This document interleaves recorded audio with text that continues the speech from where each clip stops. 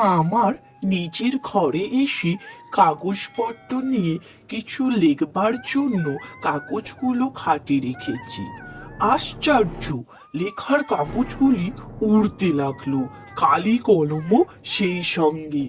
কি ব্যাপার, কোনো ভোজবাজি নাকি? ঘরটা বন্ধ করেই রেখেছিলাম, হঠাৎ বিনয় বাবু এসে হাজির।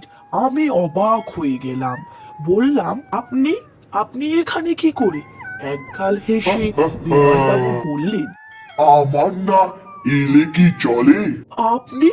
কিন্তু ঘর তো বন্ধ, কি করে এলেন? এবার বিনয়বাবু বললেন, ঘর বন্ধ তাতে কি, আমি মুক্ত, সর্বত্র আমার গতি। আমার যেন কেমন একটা মনে হলো, বিনয় বাবু নয়, অন্য কেউ হয়তো আমাকে ভয় দেখাতে এসেছেন।